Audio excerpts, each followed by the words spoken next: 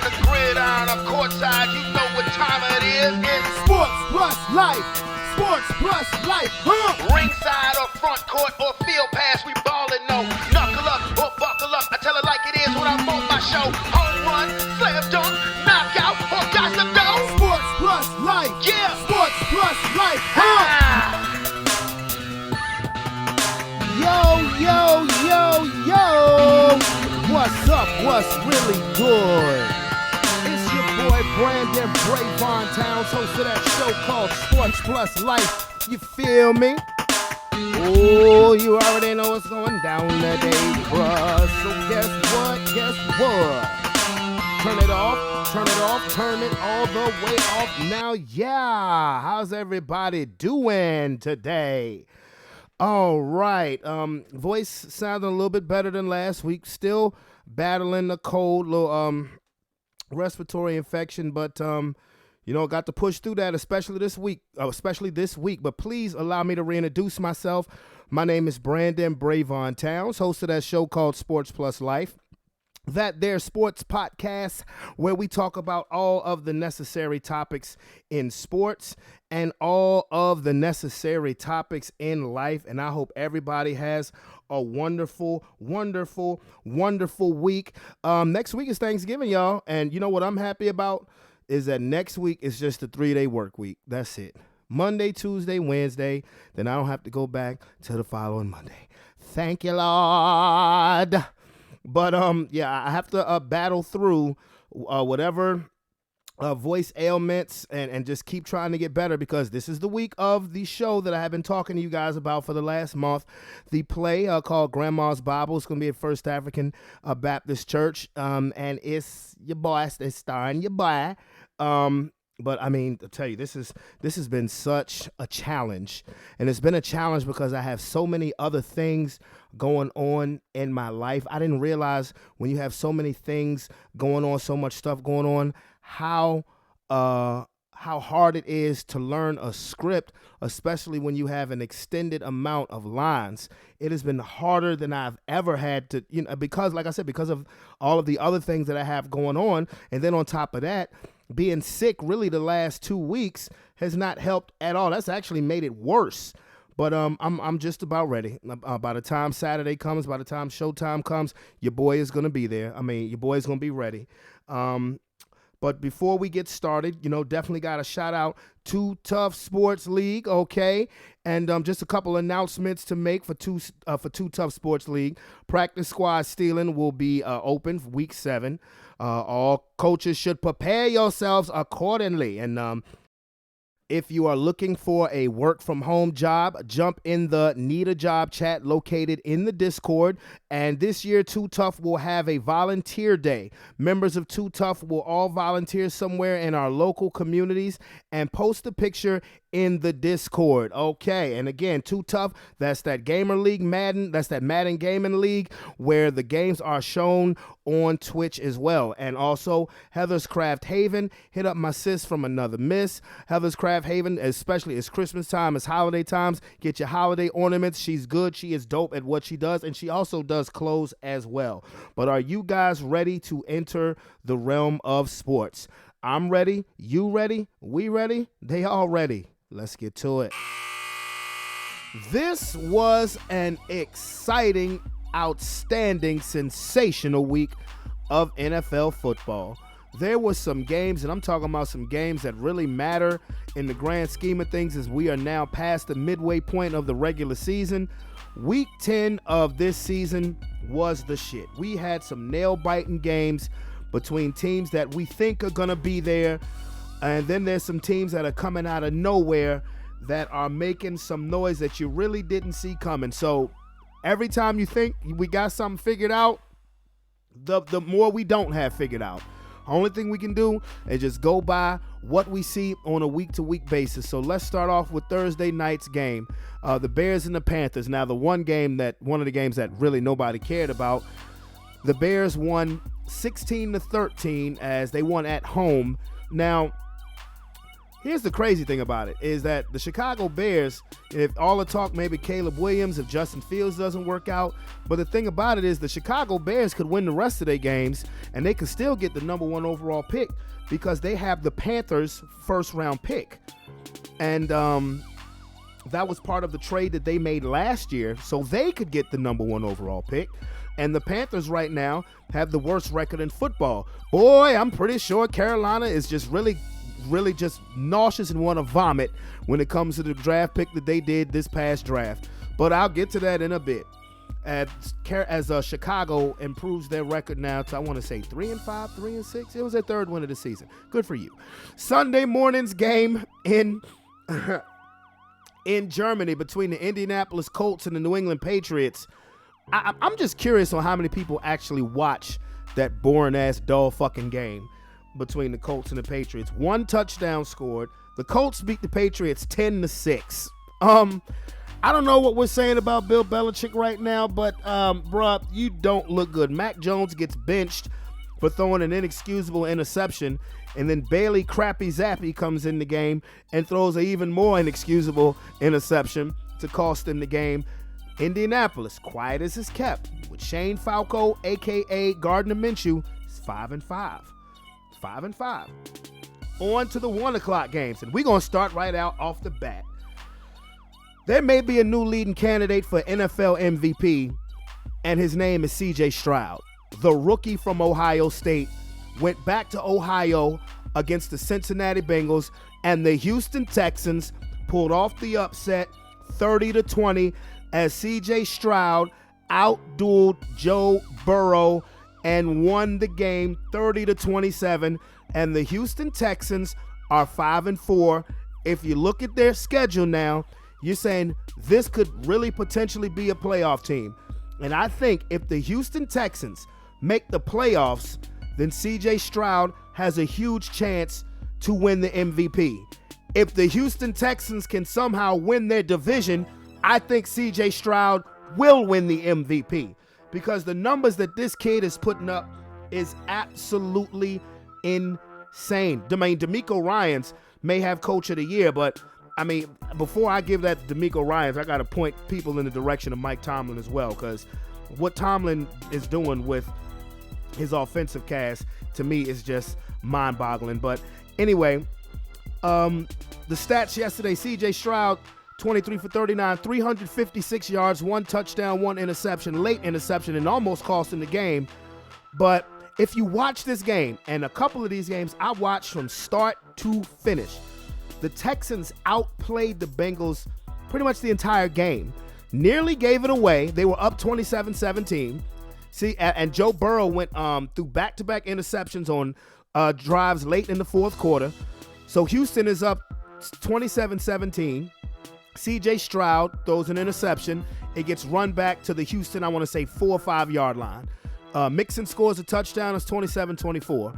The Bengals force the Texans to punt. They get the ball. Tyler Boyd has a big catch. Goal-to-goal situation for Cincinnati, but Tyler Boyd drops a touchdown pass. It was a perfect throw from Burrow. Tyler Boyd dropped it. Field goal ties the game. And I said, oh, if the Bengals only kick a field goal, I said, I think CJ going to pull it out. And damn sure, he led the drive, and on the last play of the game, Houston wins the game 30-27. Devin Singletary, gotta shout Devin Singletary out because he had 30 rush attempts for 150 yards, and you didn't really never see that with Buffalo because he never really got the chance to run like that in Buffalo. So now Burrow's stats, Joe Burrow he played well also, but again had the late game interceptions. He was 27 for 40 for 347 yards, 2 touchdowns, 2 picks. Jamar Chase and Tyler Boyd balled out, but Tyler Boyd, I know he wishes he could have that third down, that third and goal back, because the ball was right in his hands and he dropped it. I mean, it's a part of the game. But the Houston Texans are real. They are real, and C.J. Stroud is real. And again, he may very well now be in the driver's seat for the MVP. Since you know it's going to be a quarterback, they should really do something different with that award now, because for whatever reason, nobody else outside of quarterbacks get the MVP. But C.J. Stroud, to me, now I'm not saying he's better than Mahomes or Burrow or Jalen Hurts or anybody like that, but he has played the position this year better than anybody. This is so far, through 10 weeks of the regular season, he has played the quarterback position better than anybody in football. So the Texans are 5-4, and I thought this was going to be a division that the Jacksonville Jaguars walked away with. Not so much now with the results that happened in Jacksonville. Now, next game in Minnesota. Here's another great story. The Minnesota Vikings have won their 5th game in a row. Joshua Dobbs, remember, he was just acquired by the Vikings last Tuesday, had to step in relief duty early. They win the game. They win the game last week against the Falcons, and then they have to play the Saints. And Joshua Dobbs, for lack of a better term, balled out. 27-19 victory. Now, the Minnesota Vikings were 1-4 at one point, and everybody was almost ready to blow the team up. You were hearing trade Kirk Cousins to the Jets. Kirk Cousins ends up tearing his ACL, unfortunately, his Achilles, unfortunately for him. But here's the crazy part about it, because now the Minnesota Vikings front office has mad leverage when it comes to future negotiations. For one, Kirk Cousins, and for one, Justin Jefferson. Because with this 5-game winning streak, do you understand that the Minnesota Vikings have not lost a game since Justin Jefferson went on injured reserve? And now they are right now, the playoffs started today, they would be in. I believe they would be the number 7 spot. Is the division in play? I don't know, because Detroit is still looking strong. But Minnesota's doing their thing. And I say their front management has leverage. That has leverage when it comes to negotiating, because, let's just say Joshua Dobbs continues to play well. And you possibly have a situation that Minnesota had with Case Keenum back in 2017 when Keenum had a magical season after Teddy Bridgewater got hurt. But as far as Kirk Cousins goes, you're now 34, 35 years old. Okay.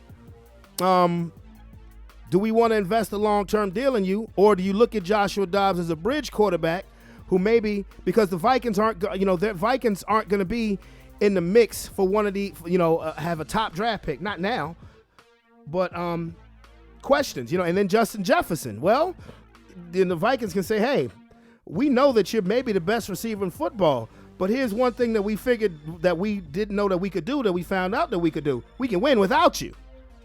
So that'll be interesting to see. So the Vikings have won 5 straight. In Pittsburgh, I don't know how the Pittsburgh Steelers are 6-3, but they are 6-3.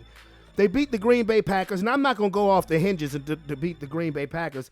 Everybody in the prediction league called Pittsburgh to beat the Packers. Packers just aren't a very good football team this year. But they're 23-19, and it's just like, how? There's no one specific thing, at least on offense, that they do exceptionally well. I still don't believe in Kenny Pickett. I don't think he's the guy. But Mike Tomlin is a magician as a coach. It just is what it is. But if to me, we were talking about this on the chat line while I was on break, the chat line, and Calvin said that, DeMeco Ryans may win Coach of the Year, but you got to look at Mike Tomlin. I don't disagree with that. I think it should be dead even right now, because you got to give DeMeco Ryans his props for being a rookie head coach with a rookie quarterback. But then you got to look at Mike Tomlin, just look at the body of work, and look at, a bunch of people don't believe in Tomlin or Canada as the offensive coordinator. And they're 6-3, sitting in second place in their division. And it's like, how do you keep doing this? And I think this needs to be said.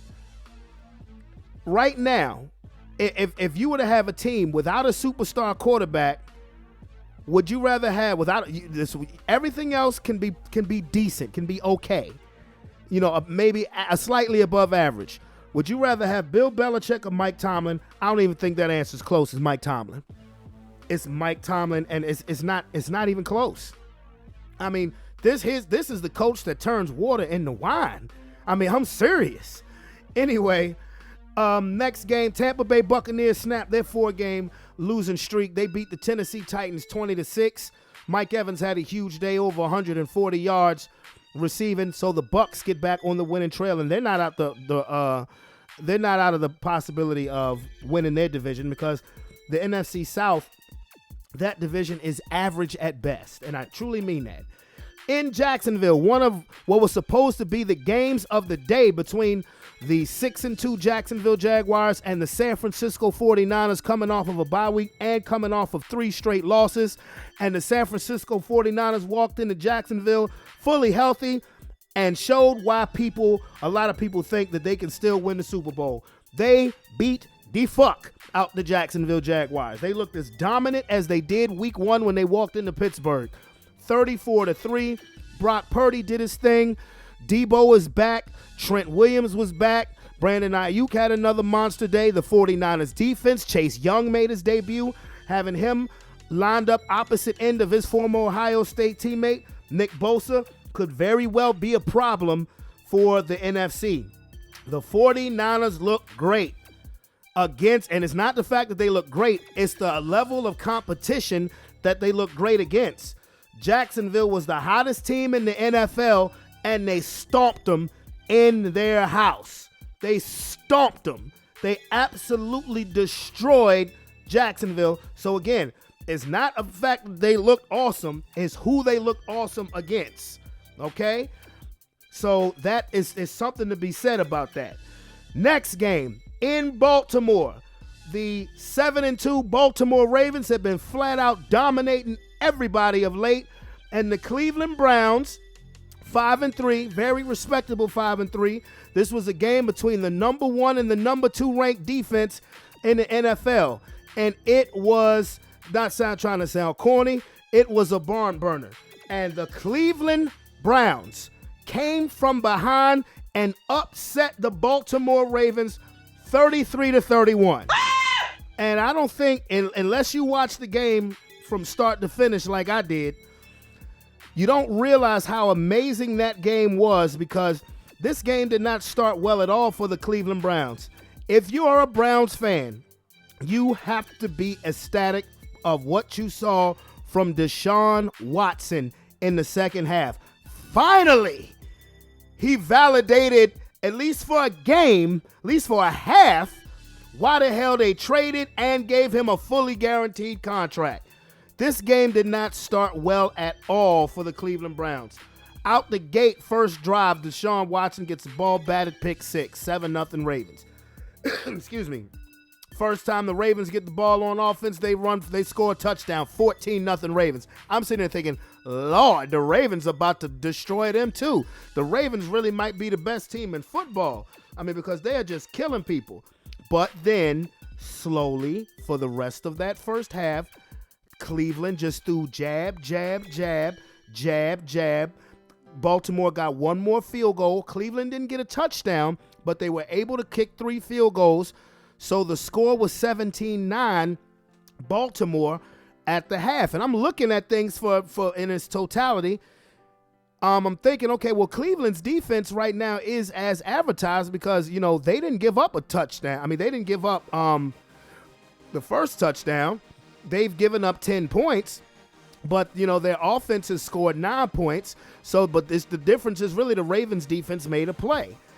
But at the end of that half, Jadeveon Clowney rolled up on Deshaun Watson's ankle, and like the last play, P.J. Walker had to come in and throw a Hail Mary, and I'm thinking, uh-oh, practice squad P.J. up in there. I'm like, well, this ain't going to end well. I said, well, I don't think the second half is going to end well for the Browns, because remember, the first time they played in Cleveland, Deshaun Watson didn't play that game either. So the Ravens come out, get the ball in the second half, and Lamar throws a 40-yard touchdown pass to Odell Beckham. Crowd's going crazy. Team's going crazy. When Odell scores, everybody just gets super-duper hype.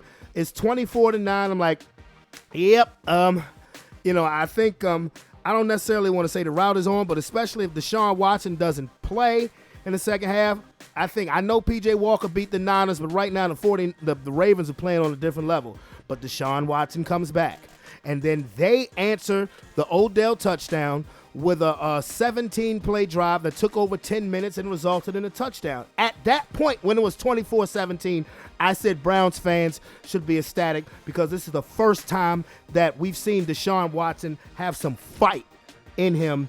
This is a game where you had to fight back. If ever there was a game you needed to prove, this is why you got me. This is why I wanted this money. This is why you paid me this money. So you at least had to fight back. And then Cleveland's defense stops Baltimore. Baltimore punts, and the punt returner for Cleveland fumbles it at their 10-yard line. And then on top of that, it took 8-9 plays for Baltimore to score another touchdown just from that area because Cleveland's defense stopped them twice, and twice it was defensive holding calls on third down. One of them was like, really? No, come on now. You didn't have to throw that. But be that as it may, 31-17. Okay, how does Cleveland answer? Now we're in the fourth quarter. How does Cleveland answer? They come back and score another touchdown. Deshaun Watson runs for a touchdown. And by the way, Deshaun Watson, 14 of 14 in the second half. He played lights out using his arms and legs. So it's 31-24, and you're saying, okay, well, I'm pretty sure Cleveland, because by this time, now Myles Garrett has ingratiated himself in the game. And you're like, okay, well, Cleveland can stop him, but not only do they stop him, they bat a ball in the air, it's intercepted, they return it to the house. I'm like, oh my God, this is about to be a tie game, and there was so much time left. But the most Cleveland Browns shit ever happens. You make that great comeback, and your field goal kicker misses the extra point. God damn! So I'm like, wow, really? And so you're wondering, okay, if they get the ball again, are they going to need a field goal to win it, or are they going to need a touchdown? Because if Baltimore gets a field goal, now you're looking at a 4-point game instead of a 3-point game. But Cleveland's defense stood strong again.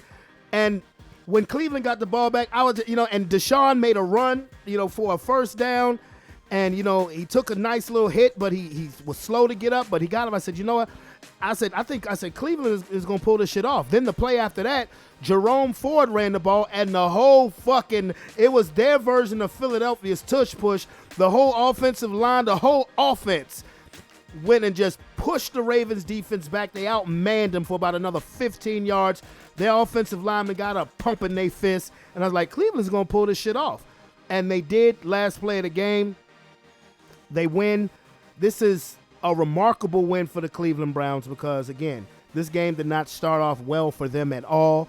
And the Ravens have been just destroying people of late. Think about, Detroit's a first-place team. They destroyed them. Seattle was a first-place team when they came into Baltimore. They destroyed them. I understand this is a division rival game, but, again, remember what I said about number 1 versus number 2 defense? Well, both defenses scored a touchdown, but 33-31. How about that? So that division just continues to the NFC North just continues to be crazy because now you got the Ravens still in first place at 7-3, but you have Cleveland and Pittsburgh at 6-3, and the Bengals are 5-4. And all of these teams play each other this weekend. Oh my goodness gracious! It's getting too good now.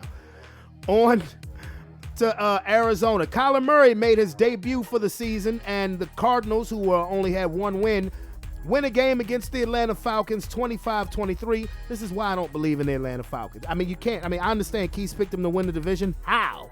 Well, it's still possible because the NFC South is just, like I said, mediocre at best. Maybe a shit show. But Kyler Murray is maybe saying, I don't know what, is Kyler Murray auditioning for other teams? But it's like, I don't know. But I don't think the Cardinals are going to be bad enough to get that number 1 pick. I honestly think that the Panthers may end up with the number 1 pick between either them or the Patriots. They end up with the number 1 overall pick. And who you gonna trade? I don't think Carolina's gonna take another quarterback. But we'll see. But I don't know, because if you trade Kyler Murray, it depends. I think it'll depend on where you fall in the draft. Anyway, on to Los Angeles. The Detroit Lions and the Los Angeles Chargers had a shootout as well, with the Detroit Lions winning also on the last play of the game, 41-38. David Montgomery returned. He had a touchdown, over 100 yards rushing. Jahmyr Gibbs, he had a touchdown as well. It was a shootout. It's what it was. And it's one thing you can count on the Los Angeles Chargers to do, to be involved in a shootout. And then the second thing you can count on to do is lose that shootout. Again, Justin Herbert had spectacular, phenomenal numbers, but everybody wants Justin Herbert to be that guy. His win-loss ratio is average. I'm not saying his talent is above average, but thus far, the results for Justin Herbert is average. He threw for 323 yards, but he was outdueled by Jared Goff, who threw for 333 yards. But the Lions are 7-2. They are real. I believe that they are going to win the NFC North. This is this is a great story for that division. It's just right now being hijacked by what the Minnesota Vikings are doing right now. But, again, we want Justin Herbert. And again, Justin Herbert played great yesterday. This is why I'm wondering how the hell Brandon Staley still has a job. Now, I will say this. They kept going for it on fourth down again, near Detroit's goal line. This was a day where I was happy with the teams that won, because a couple of these penalties, I was getting so frustrated with these penalties that get called, that are constantly getting called, particularly on fourth down, when the defense has stood up and stopped them. It happened with in the Browns-Ravens game. It happened a lot with the Lions and Chargers. Like, the Chargers kept getting stopped on fourth down, and these ticky-tack ass penalties, I'm like, what the hell is going on here? So, but be that as it may, the team that should have won the game, the better team won. So again, the Detroit Lions 7-2. Jared Goff was outstanding. Amon-Ra St. Brown was outstanding. Their two-headed running back tandem is back and healthy. They are going to be something to deal with in this NFC. NFC is looking real. Is going to the top half of the NFC is looking pretty formidable. And I'm not talking about the Cowboys, who defeated the Giants 49-17. I'm not going to make a big deal out of that, because the Giants are playing with a third-string quarterback called Tommy DeVito. Every Cowboy fans are going to bust nuts and go crazy because Dak Prescott threw for 5 touchdowns against a horrible team. It's what they have done. Again, that's why I'm so impressed with the 49ers blowout win over Jacksonville, because look at the opposition. You're playing a 6-2 first-place team where many people wouldn't be surprised if they ended up in the conference championship game. And then the Cowboys put up 49 points on a team with no hope. Their season is over. Hell, I may throw the Giants into that, possibly getting the number one overall pick. So again, and this is not me being a hater, because if this is the Miami Dolphins, I would have said the same thing. Okay? Let's see these teams who have explosive offenses, who put up eye-popping Madden-like stats, but they do it against horrible competition. So, I'm not giving the Cowboys a bunch of kudos for beating the New York Giants with a third-string quarterback and no hope at all. But you won the game, fuckers. Anyway, the Seattle Seahawks and the Commanders fought. There was a very nip and tuck game. The Seahawks won 29-26. They improved their record to 6-3. The Commanders, the thing about the Commanders is that, excuse me, they have been formidable. They've been respectable when they have in most of their games. I think it was just really one game where they totally got living shit kicked out of them. I can't think off the top of my head who really embarrassed them, but maybe it was Buffalo. I don't know. But the Seahawks, again, that was a good game. 29-26, Geno Smith did what he needed to do to pull the game out again. Seahawks go to 6-3. Sunday Night Football, don't know why this game is on Sunday Night Football, but the Las Vegas Raiders defeated the New York Jets 16-12. Antonio Pierce has had his second straight win, now being the interim head coach of the Las Vegas Raiders. They need to take that interim tag off that dude, because some coaches just inspire players to play hard. It just is what it is. Now, here's the funny thing again. The Las Vegas Raiders, they're 5-5. The Indianapolis Colts, they're 5-5. The Houston Texans, they're 5-4. Did you see this coming, you guys? I mean, did you see this? Because as quiet as it's kept and as many Raider jokes and this, that, and the third, we're 10 games in and the Raiders are a 500 team. And I don't even know who the hell played quarterback for them because it ain't Jimmy Garoppolo because he got benched as soon as Josh McDaniels got fired. Who the hell started for the Raiders yesterday? I'm being serious. Who O'Connell? Who the fuck is that? But whatever it is, they won the game. They're 5-5. The Jets fall to 4-5. And finally, Monday Night Football. Did you see my Denver Broncos? Did you see my Denver Broncos? Went into Buffalo and beat the now floundering Buffalo Bills 24-22 on a walk-off field goal by Will Lutz after he had missed the initial field goal. But Buffalo had too many men on the goddamn field. Ha! How about that? But this is one thing that's kind of irritated me about all of the sports talk shows that have been going on, since that game. Everybody is so focused on what is wrong with Buffalo, what has happened with Buffalo, how Josh Allen has regressed and he's a turnover machine, even though we know that, and then how afterwards the offensive coordinator, Ken Dorsey, gets fired, and he's nothing more than a scapegoat, because I guarantee you, if Buffalo doesn't have 12 men on the field, Will Lutz misses that kick, Buffalo wins that game, Ken Dorsey still has a job. This is the fall guy, unfortunately. But what hasn't been taken into consideration is that my team is playing better. We're not playing lights out, but think about it. The Denver Broncos, from a sports standpoint, was an absolute joke in September. We gave up 70 points to the Miami Dolphins. Our defense, weeks 2, 3, and 4, was historically god-awful. We were 1-5 at one point. We've now won 3 straight games. Green Bay, Kansas City, and Buffalo.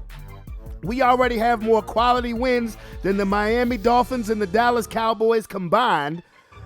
And everybody wants to talk about woe is Buffalo. Motherfuck Buffalo right now. This is my turn to talk. Maybe we'll go woe into Buffalo when Sean and Calvin get on the phone. But motherfuck Buffalo right now. This is my turn to talk. Biatch. Real nigga Denver fan right here, okay? I said this last week, and I'm gonna stand by this. I'm not going off and saying, well, 2 weeks ago when we beat Kansas City, I'm not going off and saying, hey, we going to the playoffs and all this, that, and the third. No, we're a 4-5 football team, but at one point in time was a 1-5 football team. At one point in time, defense was a joke. I mean, if you watch the game between Denver and Buffalo, if our offense was consistent, even though we put up 24 points, if our offense was a little more consistent, we would be a problem because the defense, ever for the last month, has been playing really good football. I said that I'm not going to sit here and scream playoffs, but I said that we are going to be a problem for everybody else. I mean, every other opponent we have, we're going to be a tough out for anybody because right now, slowly but surely, Sean Payton's plan is coming together. Russell Wilson, everybody's still making jokes about Russ, but Russell Wilson, 18 touchdowns to 4 interceptions.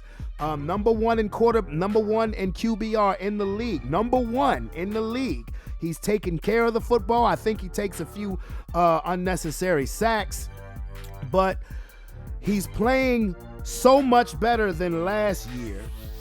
Even though we're still one game below 500, it may have taken Sean Payton a month to figure it out because the way we were losing early in the season, I said that I thought that Sean Payton deserved this because he needed to be humbled. That we were getting more headlines during the offseason because of the things that Sean Payton was saying out of his mouth, that the way they got beat by the Dolphins, the way the lead that we blew against the Commanders, and the way that we looked the first 3 and 3 quarters against the Chicago Bears. I said, Sean Payton deserves this because he needs to eat some humble pie. Well, that pie has been eaten and digested, and the Broncos are playing some really good football right now. I'm really pleased. I wish our offense would get a little more on track, even though I can tell by the way Sean Payton is calling plays, he doesn't fully trust Russell Wilson yet, so he's more or less playing it safe, but that's fine. Because Russell Wilson is not the athlete that he was during his time in Seattle, particularly the early days, but I like what I saw Monday night. The pirouettes, the spins, the getting away from traffic, those 2 touchdown passes that he threw, especially the one to Cortland Sutton, hell of a throw, even more hell of a catch. The touchdown pass he threw to Javonte Williams under heavy pressure, the flip passes, the improvisation, that's what I was most excited about when Russell Wilson came to Denver.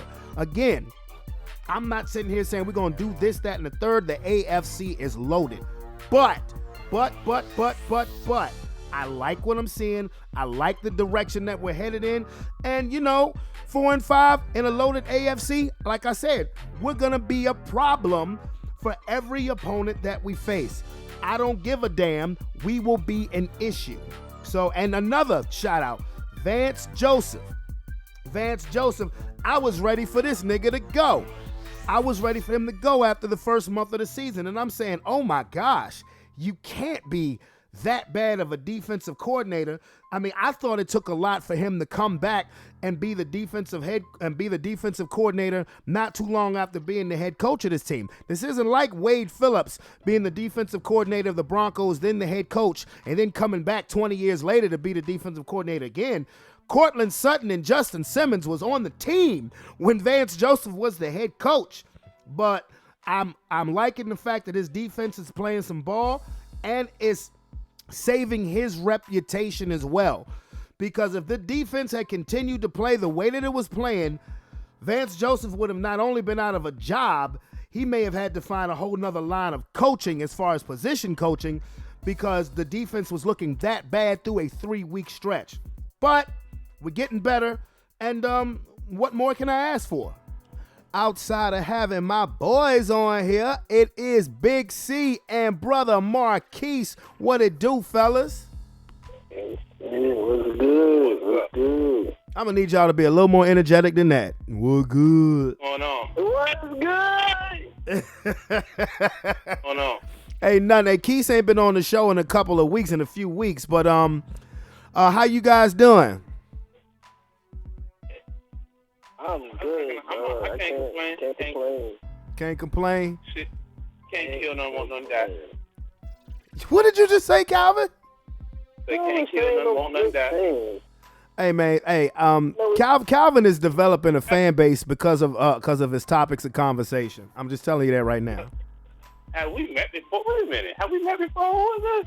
Marquis, I'm a listener. Yeah, okay. No, we have all been on the phone with Keith before, Calvin. Yeah. Remember when I told you when we was doing the fantasy football, I told he's an Eagles fan, but he picked the Cowboys defense? I told you he was an Eagles. I knew it. I knew he was.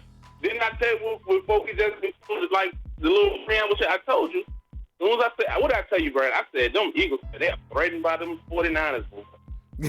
Yeah, he did say that. Yeah. I got what the Eagles fans smell like? Ain't no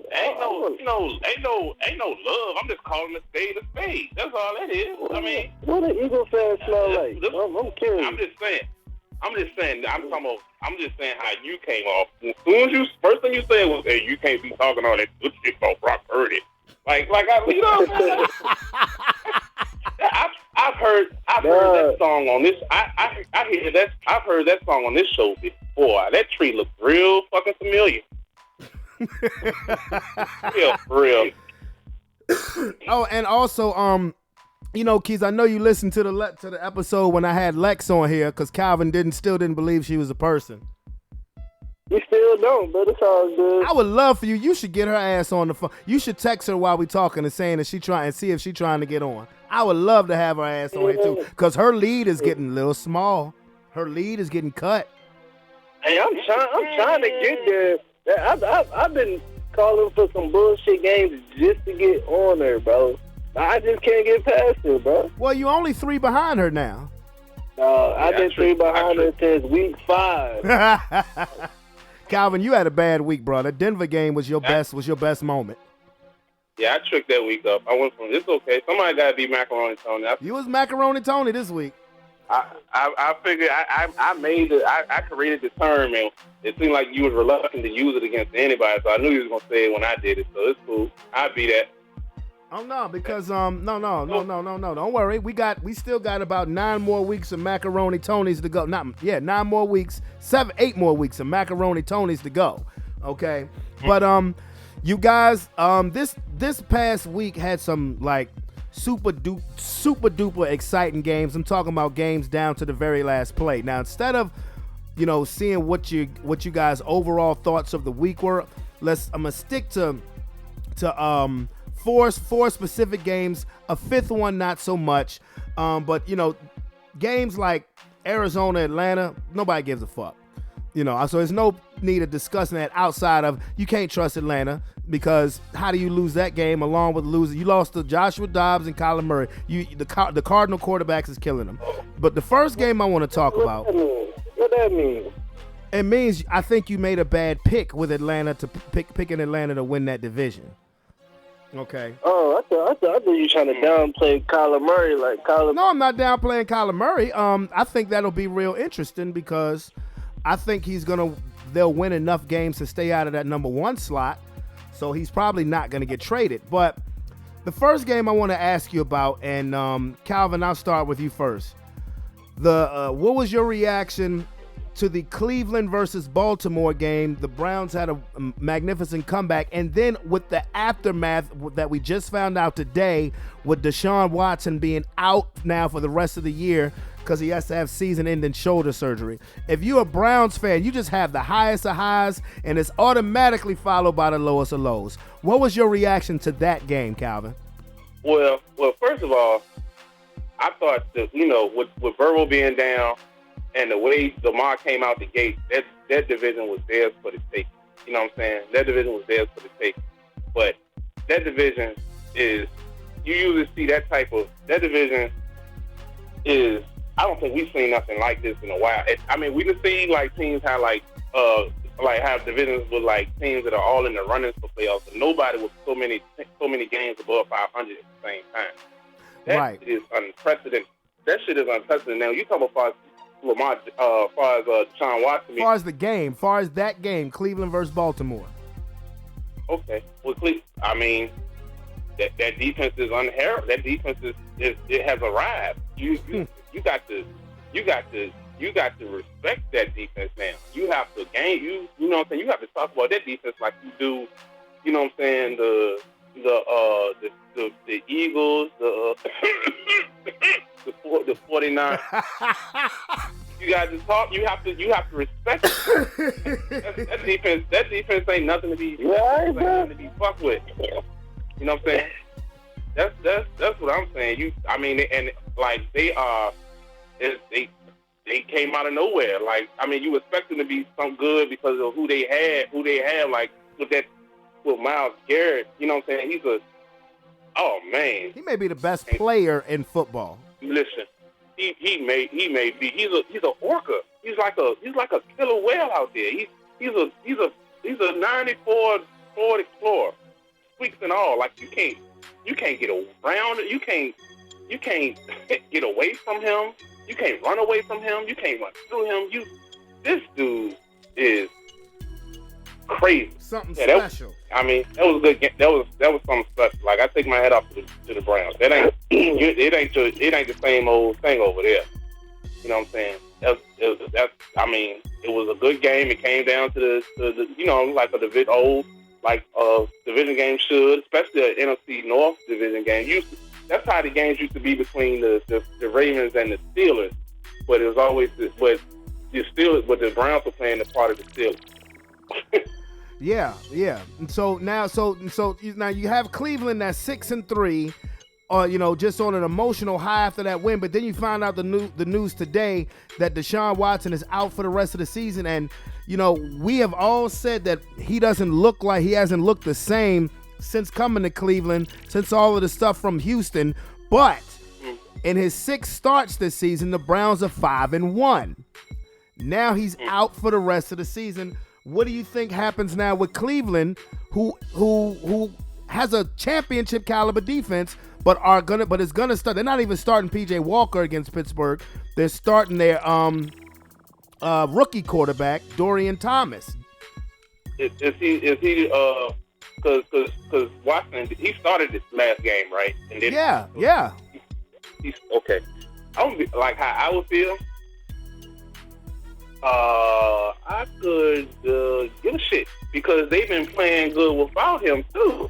You know what I'm saying? Like it wouldn't be like, okay, we were like 7-6 and we were like 6-1, or what do you think, 7-2, and like they were like 5-0 with this and whatever the fuck without him. Right. The people they had in there, like you said they were 5-1 without Deshaun, right? No, they were 5-1 with Deshaun this year. With him. So but they've been playing good without him. So I my level for concern would be kind of low because there's not much you can do. Right. You know what I'm saying? Long as the defense shows up. Long as the defense shows up, you're going to hit the playoff spot, and you might still even win the division. Yeah. You single. Still, right? You said what? If you're there. Because the game. You're breaking up. What'd you say? That Ravens game, the division game they played, am I wrong? The Ravens and the Steelers. I mean, the Ravens. What about them?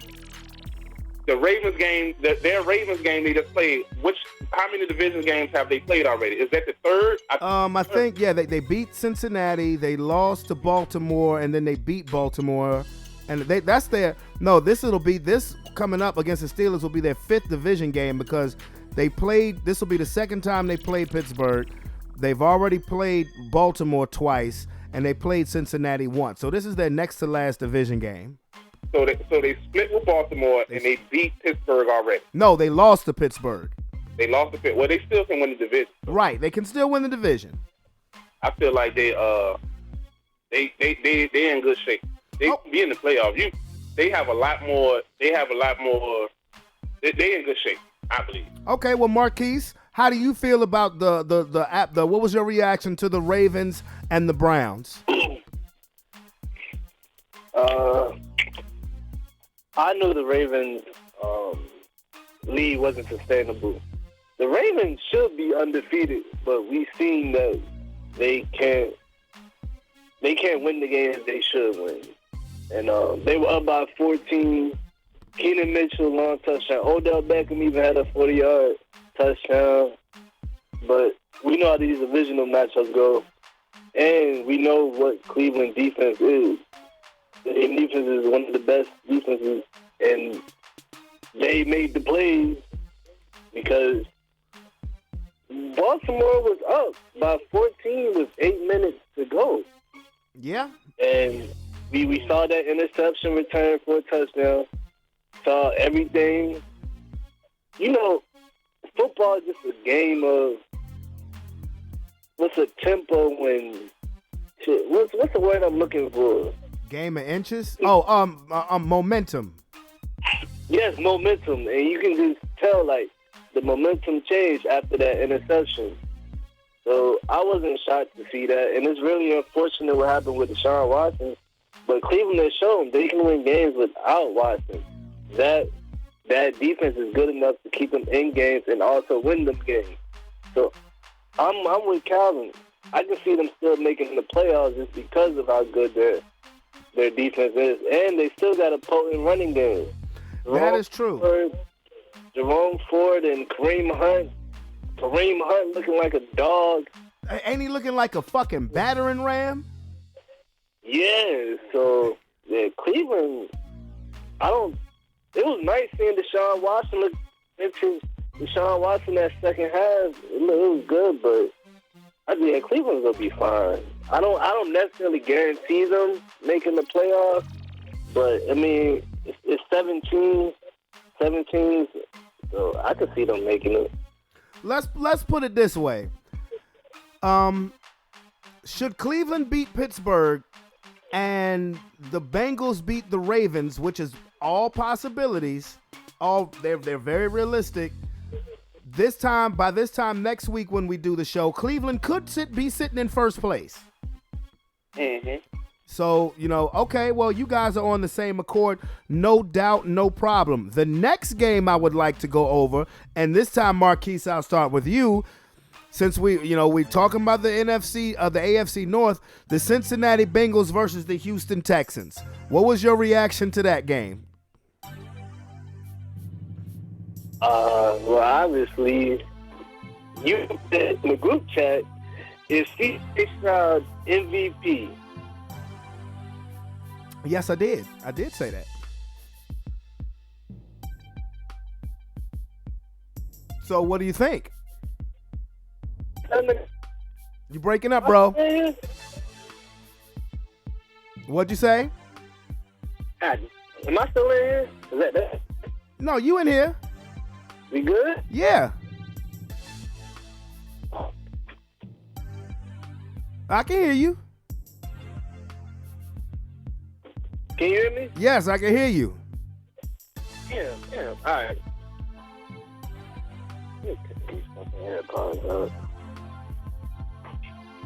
Are we good? Yes, we good. CJ Stroud. What are you saying about CJ Stroud? I was saying, yeah, you said you put in the group chat is CJ Stroud MVP, and I'm an Eagles fan, so I'm gonna say hell no.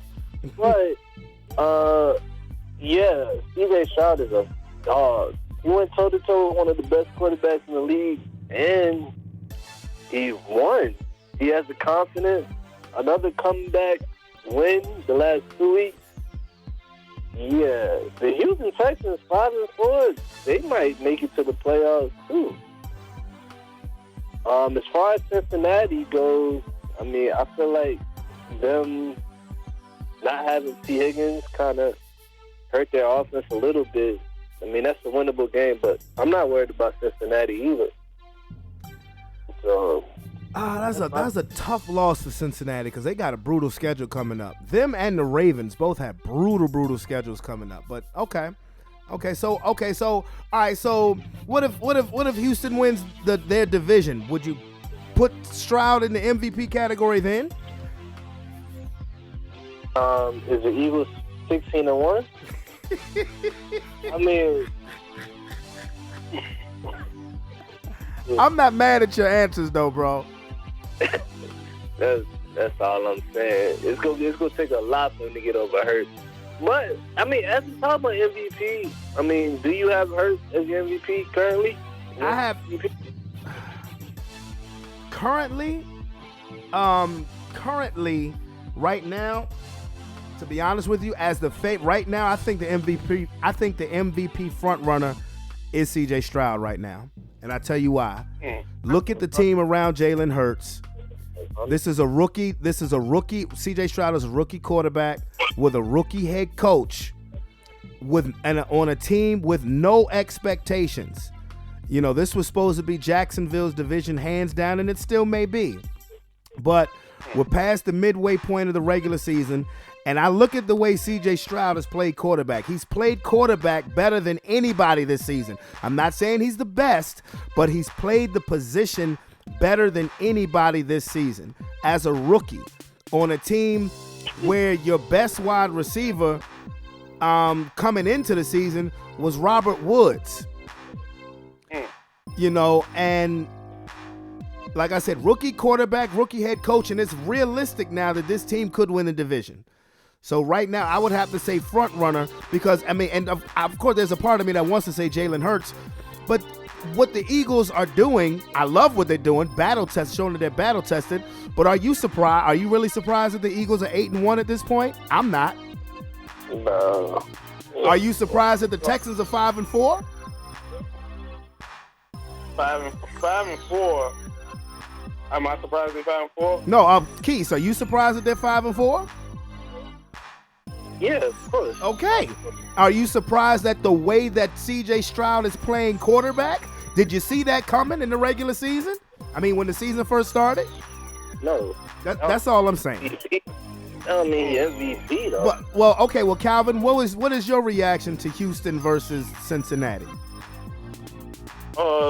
Houston beat the dog shit out of them. I mean, we thought Brevon was back, but you know, they had How the hell a field goal at the end of the game is beating the dog shit out of anybody? I'm just saying, well, you just keep all that love on them like they was doing all that shit, then fine, and okay, it was a good game. I mean, what else you want me to say?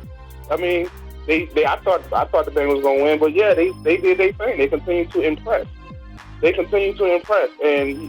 you know what I'm saying, as far as the other stuff y'all talking about, if he's playing like, you know, playing with the rookie head coach and the rookie this and the third, I'll be honest with you, he's playing like a first overall draft pick. You know what I'm saying? But he's not playing like MVP. You know what I'm saying? MVP, I mean, he's not playing better than Jalen Hurts. You know what I'm saying? Like, no matter how good they're doing, you can't compare that to an 8-1 team. You know what I'm saying? Like, and these MVP things, they basically run a year late. I don't care what I say. They're always a year late. So Jalen Hurts will probably be MVP, and Stroud will definitely be Offensive Rookie of the Year. Oh, well, I think he's got that locked up already. Look, I wouldn't be mad if Jalen Hurts was the MVP. I thought he should have been the MVP last year. Because the difference between those two, one of those awards, you can only win one. You know what I'm saying? So I think Jalen Hurts is more deserving of MVP because he kind of should have really had the shit last year. I think he should have had the shit last year too. They'll try to make shit right and give it to Hurts. I ain't gonna say give it to him, and because he earned it. They'll make shit right, and he will be MVP. But I'm very impressed with Stroud. I think everybody is impressed with Stroud. I'm gonna tell you this right now. 5 and 4 at 8-1 are two different things. I'm gonna tell you this right now. If Houston wins their division, I believe he will win it. I could be wrong, because remember, I picked Tua to win the MVP. 6-3. Huh? Is that brother 6-3? And no, Jacksonville's 6-3. The Houston's a game back. You said the Jaguars just not no top of the level team. Like I said, if Houston wins their division, I think C.J. Stroud will win MVP. So what's the Jaguars record? They're 6-3. They're a game better than the Texans. Okay, they're a game better. I think it just comes from me just being a little biased. I'm being biased. I ain't gonna lie. What? that's odd. But you know what I'm saying? With all things you don't even like your favorite team. All things being equal. Who said I don't like my favorite team? Here we go. You have no confidence. I have no delusions of my team. That's all that is. But like I was saying, you can't choose them to win 1 week. I can. I choose not to. Because shit worked the first time and then it worked the second time, so I stuck with it. If you was in here last year, I was picking them niggas all the time. And guess what? He was in here last year. Okay, so if you remember, if he remember, then won't I pick them? Do you remember how I picked last year, brother? Yes, but you had Tom Brady. You had confidence. So you talking about my team. I picked my team to win, even though they didn't. I'm picking them to lose. And are they winning or are they losing? It's a mix. Are they winning? Are they winning? No. Are they winning? So are they winning more than they losing, brother? Answer this question. I'm just saying, so what are we talking about? I can pick them to do what I think they're going to do. That's the thing with the NFL. They're going to lose every week. And they've been doing a damn and Brandon, what's their record? Their record is 4-5, sir. So how many times? So it's a 50-50 chance. So I've been almost 50% right? Yes. Okay. That is correct. Okay. See, that's the thing about y'all NFC East people. Y'all have these grand. Y'all are so different. Y'all division breeds this toxic fan base that y'all supposed to like. I want my team to win. Listen. You not using your let me. Can I? Why? What I do with why? See, that's the thing. NFC East. What I do with my team is no business. Okay. Right? you just focus on the grass Sunday and hope that the refs don't call no pass interference call, okay? Oh shit. That's what we doing over here. All right. These holding calls, because how y'all times defense, y'all need some holding calls. Okay. Yeah. All right, well. Yeah. On to the next game, shall we? Calvin, I'll start this game with you. The Los Angeles Chargers against the Detroit Lions. The Chargers, who I thought they were, you can count on them to be in a shootout, but you can count on them to lose that shootout. Detroit improves to 7-2, proving that it's a new day, because you could count on Detroit to lose these same type of shootouts too in the past. What was your reaction of that game? And coming out to do that shit in the past, and not this year. Both teams have been like they played how we thought those teams have been playing all year. The Lions are dynamic. You know what I'm saying? They're probably one of the most all-around, complete, balanced teams, and they showed that. The Chargers have been hell-bent on losing late games, like dating all the way back to the fucking Raiders shit last year, and they continue to do that. You know what I'm saying? That's just it. Everybody was as advertised. You know what I'm saying? I give you that, Brandon. You called. You've been beating that drum for the Lions for 2 years, and they finally doing what you said they were supposed to do. You know what I'm saying? Like they were close last year. You couldn't quite. Yeah.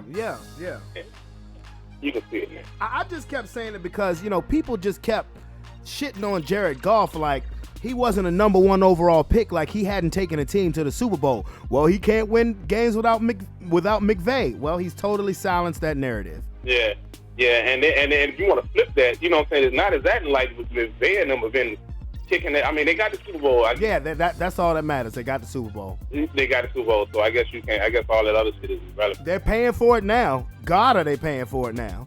But they did get the Super Bowl. Marquise, what did you think about the Lions versus the Chargers? I don't dislike Brandon Staley as much as you do. Oh my God. But oh my God.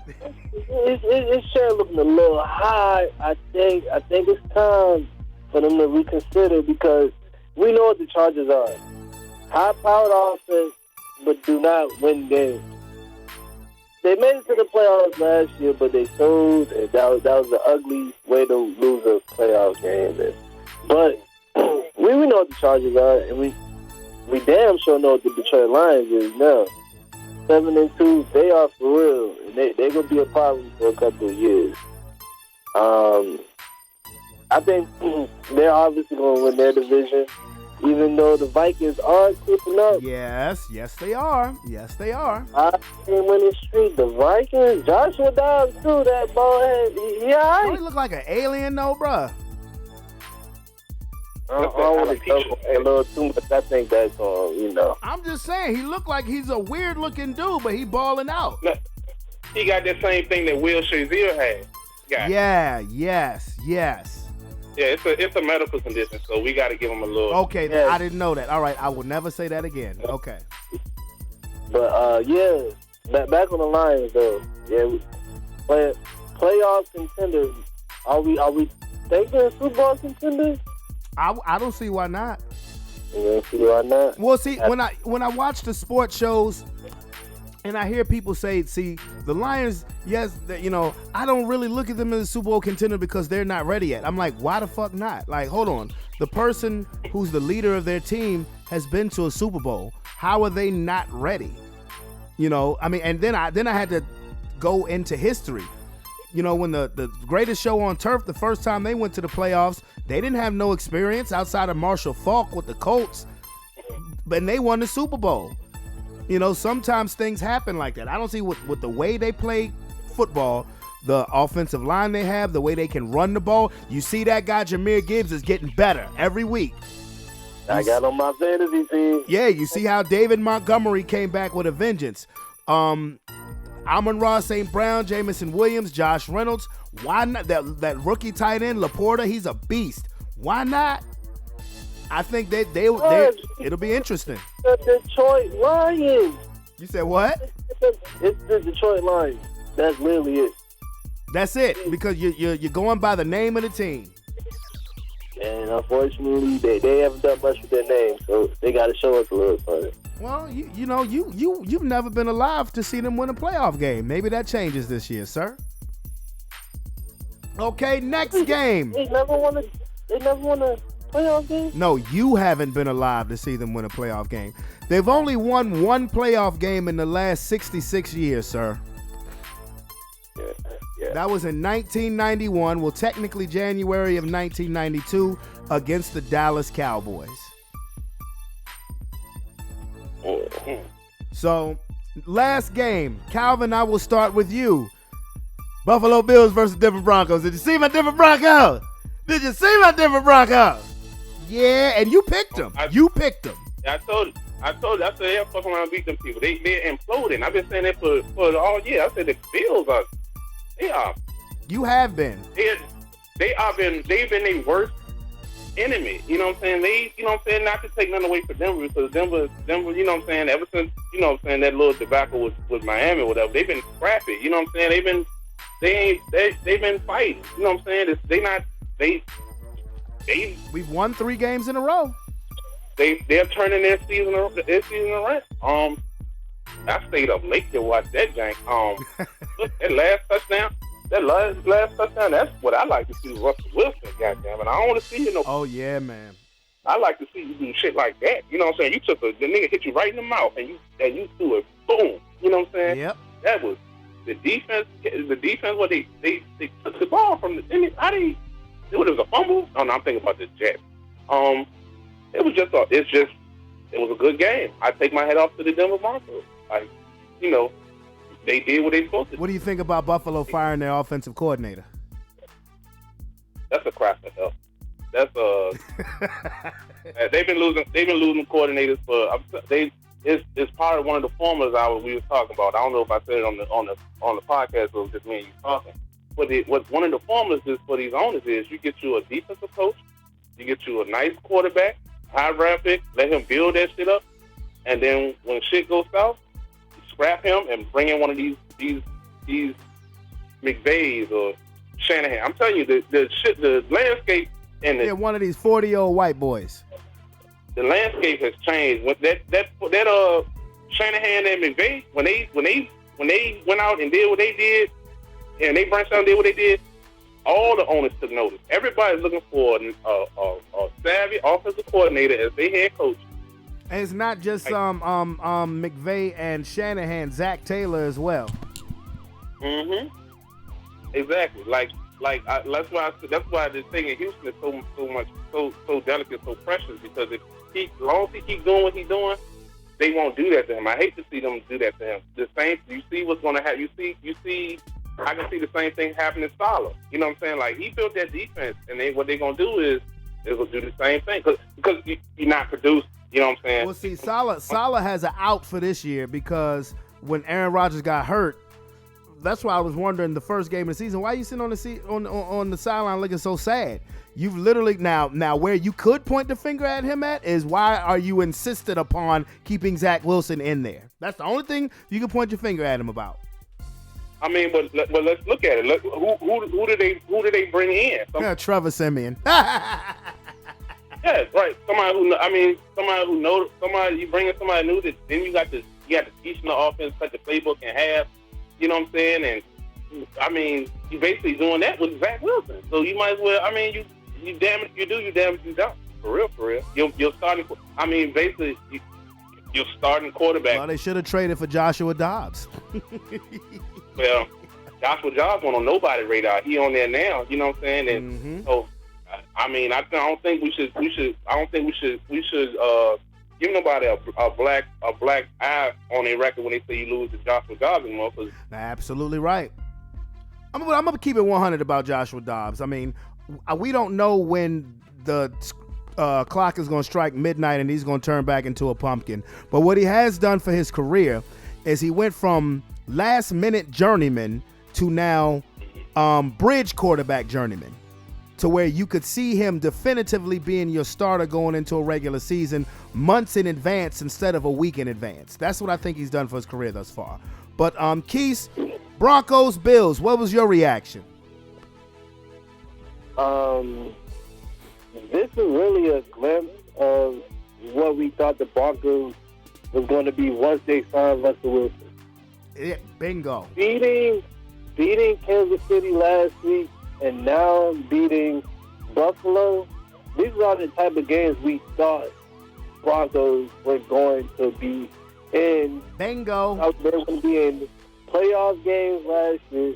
This is what we thought the Broncos was going to be. And it took them a little time for their defense to get to gelling, but you can see, you said Vance Joseph is your defensive coordinator? Yes, and I'm proud of the way he's rebounded.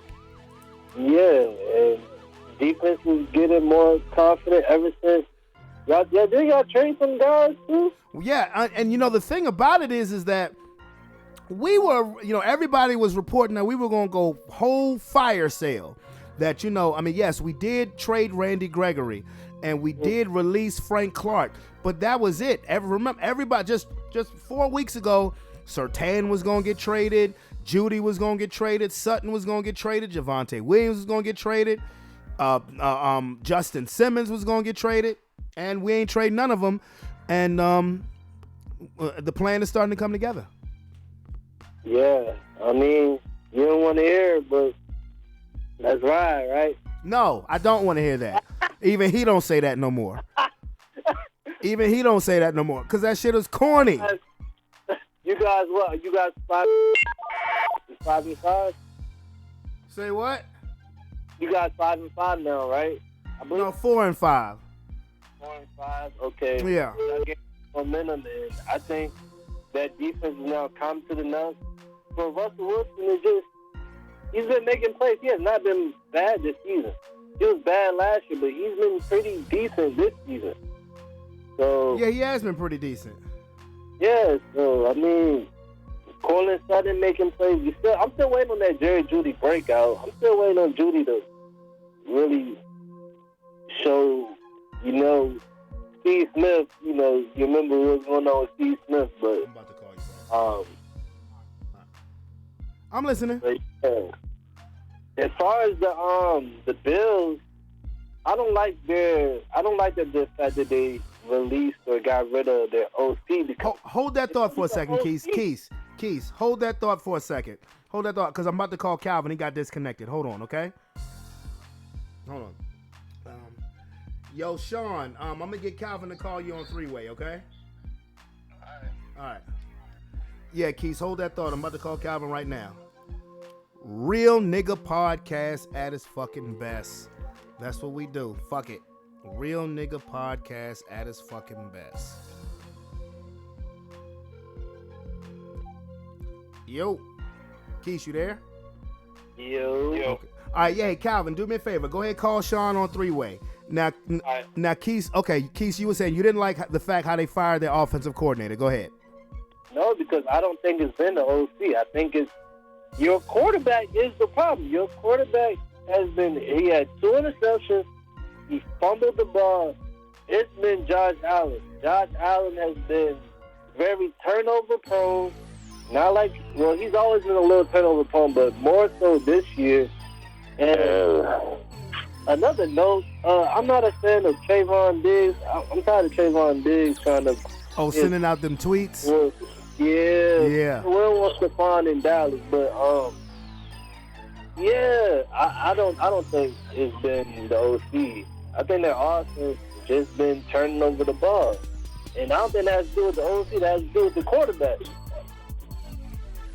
Well, you don't have to worry. I don't think you have to worry about Stephon Diggs being in Dallas, because they still got to pay CeeDee Lamb. I don't think you got to worry about that. But I thought the Buffalo firing their offensive coordinator was a scapegoat move, because I'm looking at it like this. Okay, I was looking at the turnovers in that game. Okay, your running back fumbles the ball. That's not the offensive coordinator's fault.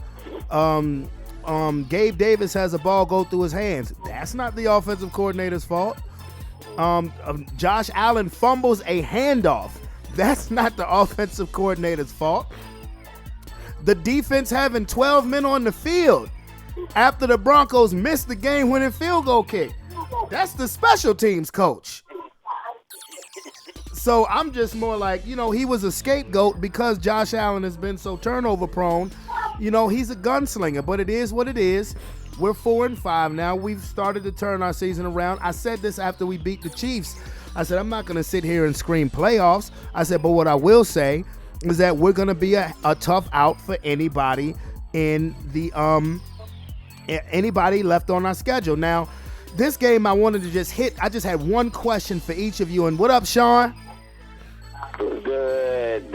All right. Hello, Eagle brother. Oh, yeah, you got an Eagle brother on the phone. Marquise is on the phone. Oh, yeah, that what it is, my nigga. So I got one question for all of you guys, and it's funny, Sean, that you get on the phone. And Calvin, I'm going to start with you. No matter of fact, Sean, I'm going to start with you. Did you think that the 49ers would look that dominant against Jacksonville? Listen to me.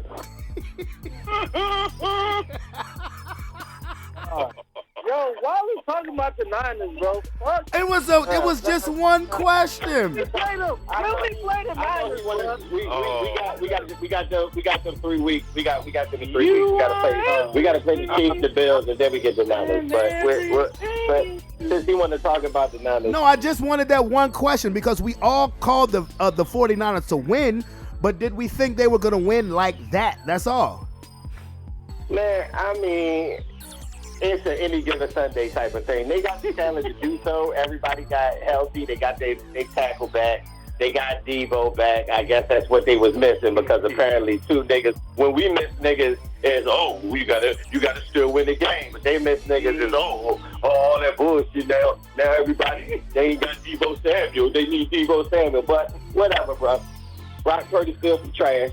That defensive line look like it's supposed to look with a bunch of goddamn number one picks on that bitch. It's supposed to look that way.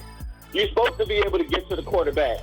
I mean, the Jacksonville Jaguars line ain't that sweet. You got Hargraves, you got Chase Young, you got Nick Bosa. But matter of fact, they weren't even looking that good first. That's why they had to go get all them damn people so they could try to get some pressure in there because Nick Bosa wasn't doing his job.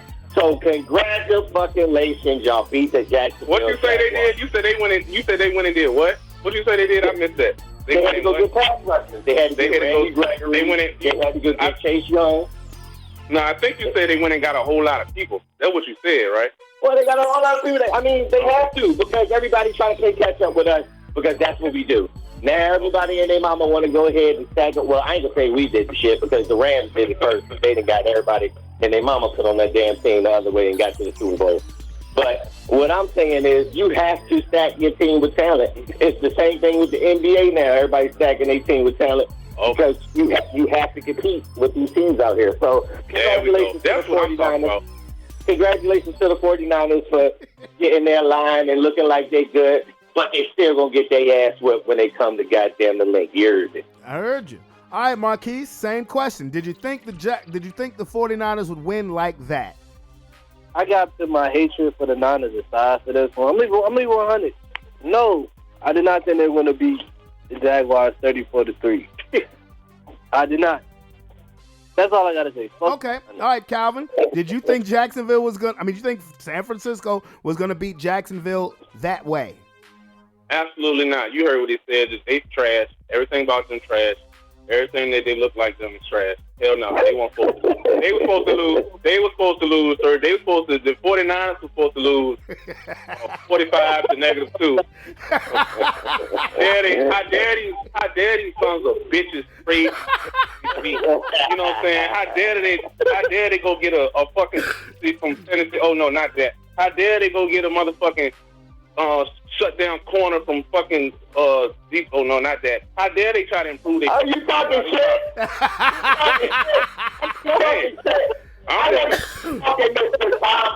I let y'all talk. The point. I let you make your point. If I'm mistaken, I let y'all niggas make y'all point. And now you talking about your team, nigga. Okay. You already know. Okay, I'm talking about 49ers, and the point was I was trying to make. The point I was trying to make is similar to yours. Everybody does that. When they try to put some paint where it ain't. Now some colors might shine a little brighter than others, but just like you said, you got to compete to the teams that's out there. Okay. You know, anytime you take a shot at my team, nigga, I ain't gonna hold back, nigga. I didn't take a shot at your team. I didn't take a shot at your team. You said they ain't gonna get. You said you took them subtle shots, nigga. Like I don't know what you saying. They ain't get one from Titan. They ain't get a corner from Detroit. Yeah, I know. Did you? So I hope they whooped your ass in bowling. That's why you asked. I hope your wife bowled a 3. I hope your wife bowled a 300. Hey, you stupid, bro. No, I hope you outside. I hope your wife beat you so bad you outside smoking a cool. This nigga said a KOOL. Not even a camel, a cool. Ain't that a bitch? A cool, nigga. The coolest thing. I had to ruffle your feathers because I didn't want Mr. Keith to think that I was picking on him. Yeah, well, you ain't talking short like that. You ain't talking. So this was a planned attack, huh? Oh, I have nothing to do with this. And you know Brandon always instigated. You know he was. How the fuck? I just asked a question. I asked the question. I said, did you think they were going to win? I told you niggas before we got on the line, I said, I got 4 games and 1 to some degree. Hey, listen, Sean, he didn't even. Hey, Sean, niggas lost 3 straight games. I ain't worried about them. Hey, Sean, the nigga really didn't want. He really didn't want me to call you for real. You a goddamn lie. Niggas lost 3 straight games. Ain't nobody worried about them bitch ass. All right, well look. McCaffrey ass ain't gonna make it because that nigga for real. Debo laid that bed. Man, fucking nothing. Yeah, man. Okay, well look. Before we get to making picks, I know we don't ever really talk about college football on here, but college football has been a hot topic. Jim Harbaugh has been suspended for the remaining regular season games for Michigan because of the sign stealing allegation. And I'm going to be honest with you. I think this shit is special. I don't know if you guys have seen it. I forget the dude's name who got caught, but he had a coach, a person on his personnel staff go into, and this is how much effort they put into this shit. This man was caught on the sidelines of another team wearing the other team's gear, stealing signs and plays from them. And when he gets caught, he said, "No, I went rogue. I acted alone. Coach Harbaugh knew nothing about my actions." Well, for one, that's bullshit. Okay, that is bullshit. He went rogue like the dude in the with the balls, the playing the balls and shit in New England. Yes, exactly. That's bullshit. But second of all, so they suspend Jim Harbaugh literally as they're getting on the bus to go to the game against Penn State. They say, "Nope, you've been suspended." So then they have an interim coach by the name of Sharon Moore who coaches. This is a black dude. So Michigan beats Penn State, and afterwards he has an interview. He has an interview. More congratulations first on the win. To say that this has been a crazy 24 hours for your guys, to win on the road in this environment when there were doubts. Jerome, what does it mean to you? I want to thank the Lord. I want to thank Coach Harbaugh. Fucking love you, man. Love the shit out of you, man. Did this for you. For this university, the president, our AD, we got the best players, best university, best alumni in the country. Love you guys. These fucking guys right here. These guys right here, man. These guys did it. These guys did it, man. Talk to him, man. Love you. Nigga, what is you crying for? Nigga, paid actor. He a paid actor, bro. Nigga, what is you crying for? Marquise, did you see that shit? No, he a paid actor, bro. Like, why you? He done shot his load. Hey, like, you should be happy, bro. Like, you about to have a new job. You should be thanking Harbaugh. Well, he was, but he was crying. He's like, "Fucking love you, man." Yeah, fuck out of here. Harbaugh hasn't been on the sideline all year.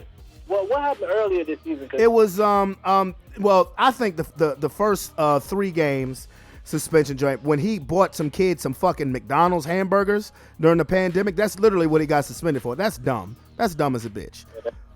But my thing is, like, nigga, if you send an undercover spy, this nigga literally, I've seen the tape. The nigga got on the opposing team's ball cap, sunglasses, trying to keep his head low. Like, this shit is so fucking special. And the thing about it is, there's a part of Jim Harbaugh that's trying to play victim. He said yesterday, I think Michigan, yeah, we're America's team now. I'm like, so my question is, okay, Michigan is number 2 in the country. They're 10-0. If they win out, they will definitely go to the college football playoffs. Do you think with these allegations and their coach suspended, and Calvin, I'll start with you, do you think if with these allegations, even if they don't reach a verdict, do you think that Michigan should be allowed to participate in the college football playoffs with these allegations and their coach suspended and the video evidence? What do you think? I think they should be. I think they should be able to because of the players. The players don't have nothing to do with that shit. You know what I'm saying? And they can't. And it's not like the NFL when you can have you can do this like 6 or 7 years if you're at a high level. They only get three to at the most 4 years to do this. Some of them don't even play for 1 or 2 years, but they sit behind somebody. So you know what I'm saying? They should be able to allow to. Now whether I think they're going to be allowed to or not, they're definitely going to allow to because we're talking about college football, and college football, as we were talking about, is probably one of the biggest rackets in the nation, aside from the government and insurance. You know, yes. As far as you know, what I'm saying, just like the government, and just like in the government, in politics, when somebody gets cheated, 9 times out of 10, they're not the first one to do it. It's just somebody told on the wrong. You know what I'm saying? The wrong. You know, everybody do it. Oh, forgive me, Calvin. I'm sorry to cut you off. Well, you said somebody told on them. This is what makes this story even more special. The people who told on Michigan, it was from their rival. It was from Ohio State because the head coach's best friend has a PI firm and he sent him out to spy on what Michigan was doing too. So he sent somebody to spy on somebody and caught somebody else spying. So couldn't that spy have been doing with the same thing that nigga was doing? Say, hold on, wait a minute. Wait a minute, somebody. Well, the word was getting around that Harbaugh may have been stealing signs. So, Ohio State's head coach apparently hired his boy, who's a private investigator, to find out the information on if they were actually cheating. They should. You know what I'm saying? You shouldn't be able to do that.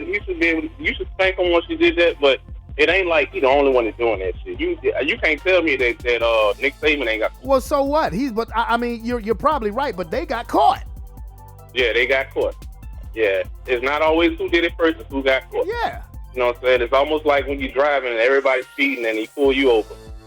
You know? Yeah. What about the niggas that got away? You should have been quicker. Right. You know what I'm saying? So that is what that is. But yeah, they should be allowed to because of the players. It's gonna be fair to the players. I mean, you know, these are not like professional businessmen. These are students. They shouldn't be able to. They shouldn't be fucked by them people. All right. Well, Keith, what do you think about that? Do I think they should? Do you think they should be allowed if let's say they win their last 3 games and they win the Big Ten title. Let's say they end their regular season, they win the Big Ten title, and they're undefeated. Do you think they should be allowed to participate in the college football playoff? Yeah, because like Calvin said, I mean, that wouldn't be fair to the kids. The kids are out there doing what they got to do to win the game. They have nothing to do with what's going on with Harbaugh and them.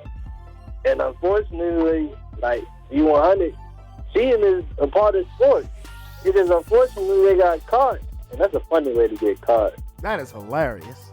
Yeah, but I mean, hell no. I don't think 3 games. Like, how you feel about it just being 3 games of Harbaugh? Like, you think that's enough? Well, it's 3 games because they only have 3 games left in their regular season. Oh, okay. Okay. Yeah, they should still be so eligible. Like, they still... And if they really... What you saying? No, I didn't mean to cut you off. I'm sorry. Go ahead. Because I was going to say, if they really wanted to stick it to them instead of being... Because they're going to be in the playoffs, they would have finished them for the year. You know what I'm saying? So that's how you know it ain't really... It's taboo for us when you first hear it, but it's something they know. Well, this is the crazy part of the suspension. You know, usually when you suspend the coach, he can't be a part of any team activities. You can't be on the campus facility. Literally, he can still coach the team throughout. He can coach them through their practice and drills. Really, the only time he's suspended is game day. Now go and finish what you were saying, Keith. Michigan hasn't had Harbaugh all season. They don't need Harbaugh. They just beat Penn State, a really good team. They don't need Harbaugh. So as far as them being eligible, yeah, that should stay like it is. As far as Harbaugh, I think his time is up. I think he needs to go. That's how I see it. All right, Sean, what do you think? You think Michigan should be allowed to do participate in college football playoffs? No. Fuck them kids. What about the kids on the other team that they cheated? That's a good question. Like they didn't get the opportunity to probably win because somebody on the other side was cheating and took them out of their victory. So hell no. Once you get caught cheating, ain't no telling how much you done cheated on them other teams and put them out there. Your ass is disqualified. Any other sport or any other major event or anything, if you get caught cheating, you get disqualified. You blame your damn coach. So blame your coach, blame your coaching staff for letting them kids down. But it's a life lesson. What the fuck? I don't know what to tell you. You out here, you cheated. Like I said, other teams didn't get the chance to win the game because somebody took advantage of them. So what about them kids? So no, they should get disqualified. Now, I don't really agree or disagree with anybody because I see what both of you guys are saying. But when it comes to the kids, that's really the only thing. When you say, well, the kids, yeah, I get what y'all are saying about the kids. But even if the kids didn't know about them cheating, they benefited from it. They benefited the most from it by knowing what the opposing team's defensive signals were going to be. That's all I'm saying. It's just like New England. Now, one thing I will give college sports credit for is that, and I don't necessarily agree with all of their situations, but when they catch you doing some shit like this, and if it's determined that you did this, they vacate all the victories. They vacate the championships. Like, all of the Fab Five's victories and Final Four banners are done. They are been scratched from the record books. I don't agree with that situation, but I appreciate the consistency. The reason why I don't agree with the Fab Five is because that had to do with money, with boosters. And that same thing with Reggie Bush, boosters. That wasn't nobody cheating on the field of play. You know what I'm saying? So I don't agree with it, but I appreciate the consistency. Pro sports, they'll catch you, they'll find you, but they'll let the victory stand. That's why I don't consider Tom Brady the GOAT quarterback or Belichick the GOAT coach, because they cheated to win 3 Super Bowls. That's really one reason why I don't fuck with baseball like that no more, because the Houston Astros got caught red-handed. They had an electronical system, but they still let them keep that fucking World Series. So if they determine that, yes, Jim Harbaugh, you did this, and the notion of you not knowing about it is bullshit, which I think that's bullshit regardless, then any victories they had, they got to go. They got to go. But if you can't find enough evidence that says that they cheated, then fuck it. You got to let them play. You think the Big Ten wants this? No. Because each team's conference that makes the college football playoffs gets millions of dollars in bonuses. Millions. And the Big Ten may have 2, Ohio State and Michigan. You really think they want to suspend Michigan? No, hell no.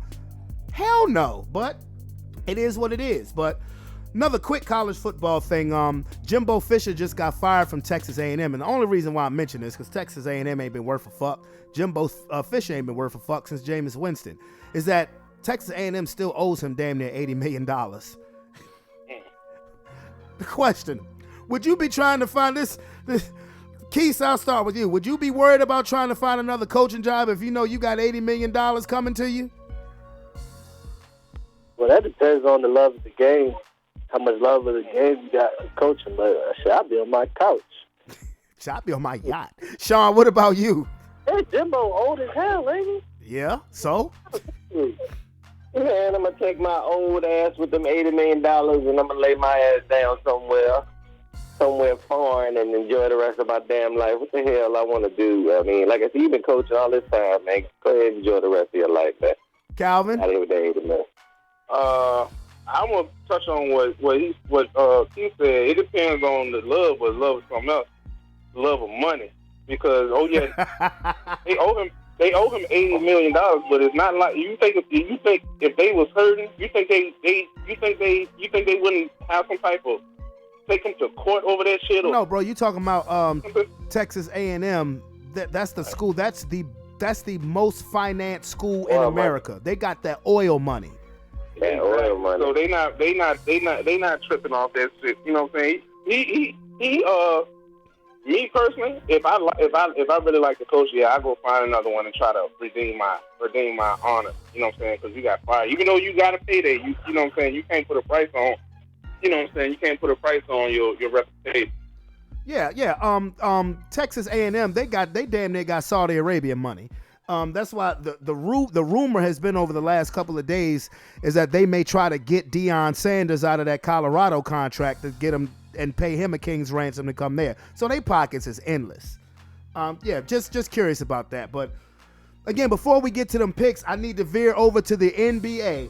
Everybody's favorite player, Draymond Green. Sean, do I need to say any more? Draymond Green. What'd you think about Draymond Green with that incident last night between Klay Thompson, McDaniel, and Rudy Gobert? Hey, Draymond, that motherfucker had to.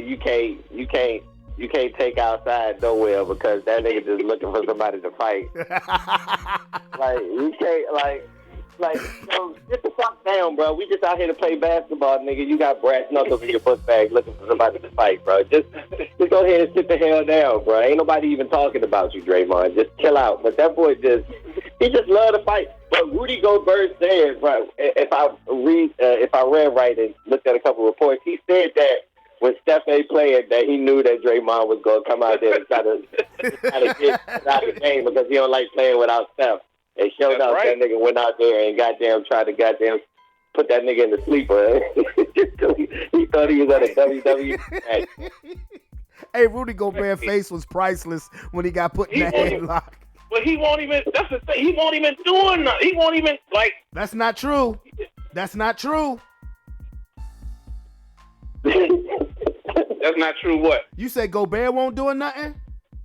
He looked like he was breaking it up. All right, okay. Now, and I don't doubt that was his intention, but here's my thing. Let's just say this. Say we all on the basketball team, right? Say we all on the basketball team. And we get into a fight with the other team, right? Mm-hmm. And I'm trying to break the fight up. I'm going to grab one of y'all niggas. You see what Chris Paul did? Chris Paul grabbed Klay Thompson. Rudy Gobert, when McDaniels is swinging on him, he may be trying to break it up, but you grab Klay Thompson by the damn. You put your arm around his neck. So if I'm Draymond, hold up. If you want to break up the fight, grab your nigga. Nigga, don't touch my nigga. And he came up and he gave him the damn near put him in the sleeper hold. That's my thing. That's the fact. Well, they make a good point too, but he have a track record. Yeah, but see, that's what everybody's looking at, the track record. No, I ain't talking about track record as far as like the battles. I'm telling you, he picks his battles very carefully. It's a lot of players that he wouldn't do that shit to. What's the nigga used to play for y'all that's in New York now? And he just come to mind. What's his name? Who, Julius Randle? Julius Randle? He wouldn't have did Julius Randle like that. And Julius Randle's not even one of the meanest niggas you know in the NBA. You know what I'm saying? Any one of y'all niggas on here right now tell me he would have did Julius Randle like that. Fuck no. I don't, because Julius Randle don't have that persona, so I don't know. He beat up on Rudy Gobert in front of soft ass, Kyrie Pickett. Was he ever? He punching little Jordan Poole and shit. He picked his fucking battles. There's people he wouldn't try this shit with. It seems like he just beat up on light skinned niggas. It seems like he beat up on skinny light skinned niggas. But you talking about for light skin, he would have did that shit like back in the day. He would have did that shit to a nigga like Kenyon Martin. Oh hell no. Oh no. Hell no. No, you got me fucked up. He would have did that shit to him. Kenyon Martin would have been waiting at the bus for that nigga. Marcus Camby, he wouldn't have did that to Marcus. No. No, hell no. He picked his fucking back. He just ain't picked the dark skinned nigga that he ain't picked the dark skinned nigga he won't try this shit with. That's all. Well, Keith. Well, Keith, what do you think? What do you think about that Draymond scuffle? Man, that's just I think that's karma for Rudy Gobert bringing COVID to the NBA. But that nigga did start it. He did start it by rubbing the microphones and everything. Talking that dumb shit. Get choked out, bitch. But shit, Draymond the dirtiest player in the game, bro. That's Draymond being Draymond. We love him for that shit. So he always wants to go. I wouldn't be surprised if he would have came back Randall. Me personally, I wouldn't have been shocked, but that's just Draymond being Draymond, kicking nuts, knocking out teammates. That nigga done it all. You said kicking nuts and knocking out teammates. Draymond on some Ric Flair shit. He's just the dirtiest player in the game. Hey, I don't disagree with Calvin as far as saying he picks his battles, but I'm just thinking about that specific battle. I'm just saying if I'm one of your teammates and Keith get into a fight and Sean go and grab Keith, but then the person from the other team go and grab Keith too. No, nigga, grab your dude. Cause now I'm coming for you. Yeah, I feel like you trying to bake my people. Yeah, that's exactly. It almost looked like you trying to go gang on my boy. You know what I'm saying? Clay got his jersey ripped the fuck up and everything else. Okay, my teammate got my boy. Your teammate need to get you. And I ain't trying to be funny, man. Look, Cat was supposed to swing on this nigga.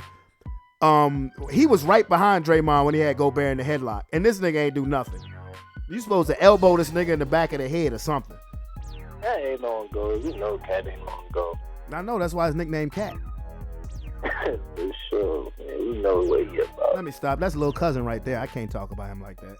Little cousin? Yeah, Carl Anthony Towns, nigga. Yeah. Oh, tight shit. Okay.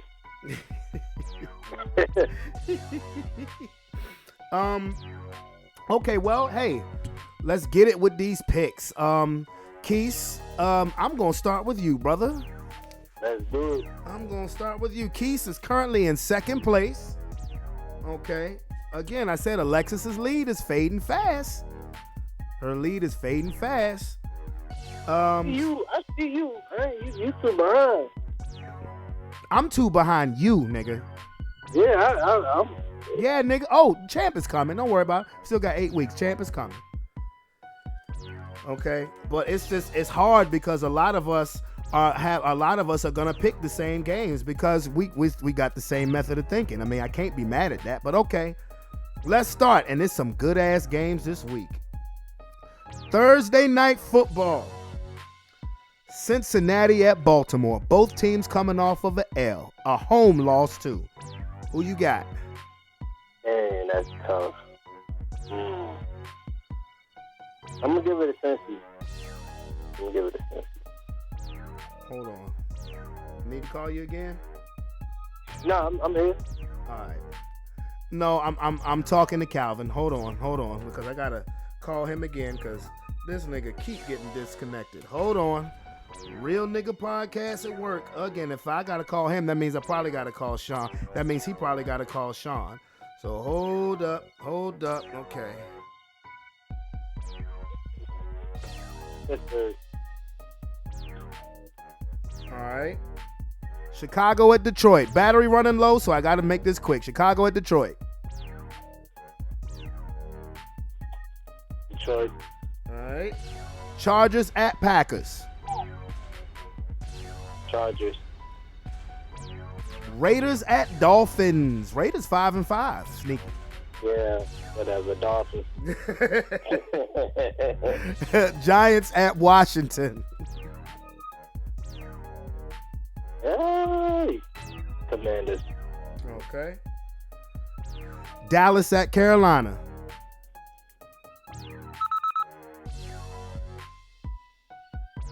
Who? Dallas. Okay. Tennessee at Jacksonville. Tennessee. Okay. Arizona at Houston.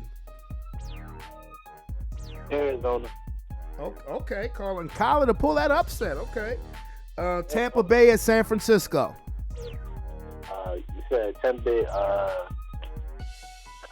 San Francisco, bro. All right. Jets at the Bills. Bills. They didn't get their shit together. Yep. Seattle at the Rams. LA. Give me LA. Minnesota at Denver. I got y'all. Don't jinx us, nigga. No, I'm just playing. All right. Philly at KC. I already know.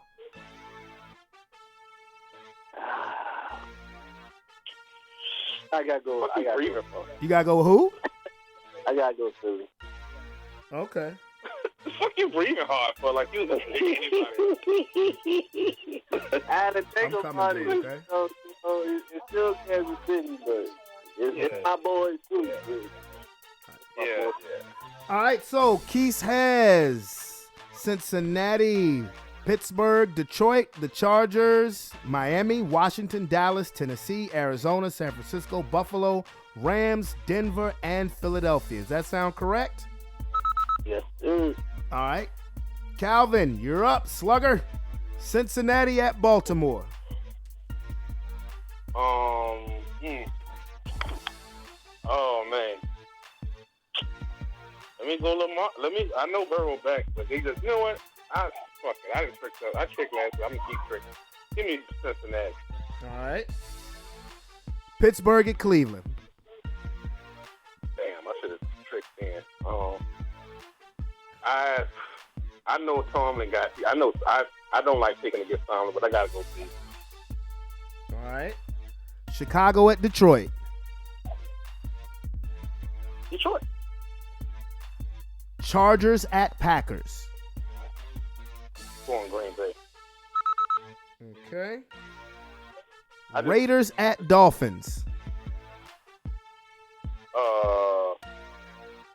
Dolphins. Okay. Giants at Washington. Washington. All right. Dallas at Carolina. Dallas. Tennessee at Jacksonville. I'll go Jacksonville. Arizona at Houston. I'm gonna go with the real Black Jesus and go Houston. Tampa Bay at San Francisco. Who? I'm gonna go with San Francisco. I'm going with San Francisco. Okay. Sorry, Keith, but I just think their team is better than mine. You gotta be able to identify. Like, All right. Jets at Bills. I'm going with the Bills. All right. Seattle at the Rams. Seattle. Minnesota at Denver.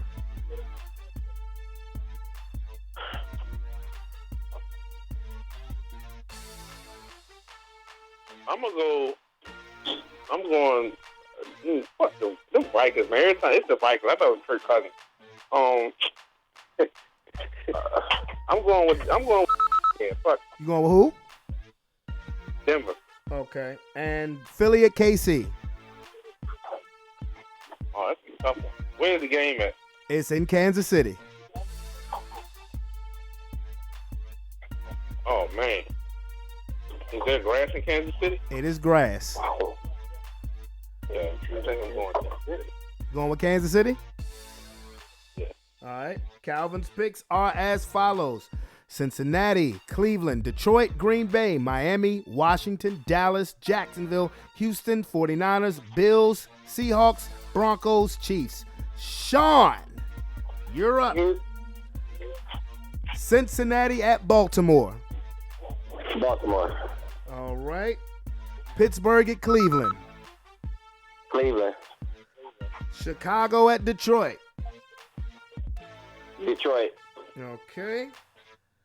Chargers at Green Bay. Chargers. All right. Raiders at Dolphins. Dolphins. Giants at Commanders. Commanders. Dallas at Carolina. Dallas. Come on, Bryce Young. Tennessee at Jacksonville. Come on, Bryce. Jacksonville. Arizona at Houston. Houston. All right. Tampa Bay at San Francisco. Bitch for Sam, punk ass. The Jets at Buffalo. I'm gonna throw a little upset in here. I'm gonna go with the Jets. Okay. Seattle at the Rams. Seattle. Okay. Minnesota at Denver.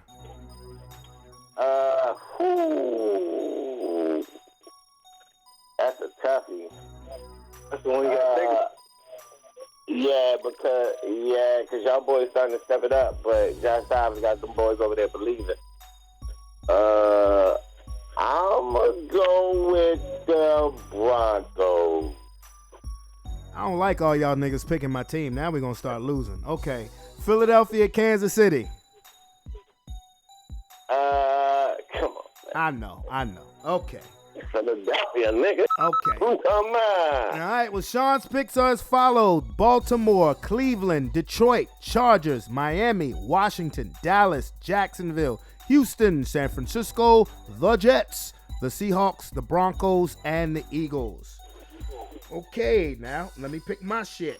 Cincinnati at Baltimore. That's tough. I'm going to go with Cincinnati. Fuck it. I'm going to go with Cincinnati to rebound. Next game, Pittsburgh and Cleveland. I hate going against Tomlin too, especially now that Cleveland's starting a fucking rookie at quarterback. But that defense is real. I'm going with Cleveland. Chicago at Detroit. Chargers at Green Bay. I got to go with the Chargers. Vegas and Dolphins. That is Miami. Giants versus Washington. That will be Washington. Giants aren't even really a team right now. Dallas at Carolina. Dallas will get fat off another sorry opponent. Dallas wins. Tennessee at Jacksonville. Jacksonville will win. Arizona at Houston. That's going to be a better game than I think people realize. Kyler Murray versus C.J. Stroud. But I'm going with C.J. Stroud. Tampa Bay at San Francisco 49ers. Jets at Buffalo. Gee whiz. I guess I'll go with Buffalo. They owe the Jets some payback. Seattle at the Rams. I'm going to go with Seattle. Minnesota at Denver. I'm actually going to pick my team to win. First time in like 6 weeks. I'm going to pick Denver. And Philly at Kansas City. I'm going with the Eagles. I'm going with the Eagles to right that Super Bowl wrong, at least in the regular season. So, anyway, fellas. It is bye week Andy Reid, but, it's bye week Philadelphia, too. No, but it's Andy Reid off the bye week. Don't never lose. I know he don't never lose, but first time for everything. You know it. So, anyway, fellas, it's been fun. I got to run. Roman just called me. I got to go get him. So, but I will send you guys this. We'll see who the Macaroni Tony is going to be of this week. So, fellas, it's been real, but I'm going to get at you. All right, my boy. All right. All right, man. Later. Calvin, Sean, and Keith, I love it when the show is crowded like that. And that reminds me just to inform you guys that we will soon be doing live podcasts where I'll be able to have these guys, and you'll be able to see them on the screen. We're going to be doing it like that. We'll probably be doing our first post-game show probably the weekend of Thanksgiving. So that way you can see the faces behind the voices, and I can't wait for that. I really can't. I wish I could have had them on longer because I love doing the, just the regular talk, the everyday shit talk. But I had so much information that I wanted us to discuss that, just ran out of time between the phone battery, my bad, and then me having to, get the kids. It's what it is. But with that being said, what a buzzer. Oh, it is finally a consistent level of chilly outside. Like when I've been waking up in the morning and taking London to the bus stop, it's cold. Like it's been brick outside. And finally, just ready for it. But also, just ready to get my voice back too. It's hard because of my occupation, my line of work, and then doing the podcast, which is, to me, more fun than anything. But again, I have this play on Saturday. It's called Grandma's Bible. It's at First African Baptist Church. Can't wait to do it. Think your boy is ready, and I'm ready to put on a show and ready to also serve in the ministry as well. But you guys, again, shout out to Too Tough Sports. You guys, if you want to be a part of a great Madden gaming league where the games are broadcasted on Twitch, Too Tough Sports, my man Cash Sales, continue to do your thing, big homie. And don't forget to hit that subscription and like button and become part of the Sports Plus Life family, as well as the Brandon Brevon Towns family or the Brevon Towns family on YouTube. Love my fam, my black and gold fam, just in case I forgot to mention it at the beginning of the show. But it's your boy, Brandon Brevon Towns. I'm out this bit. Peace. Thanksgiving is next week, y'all.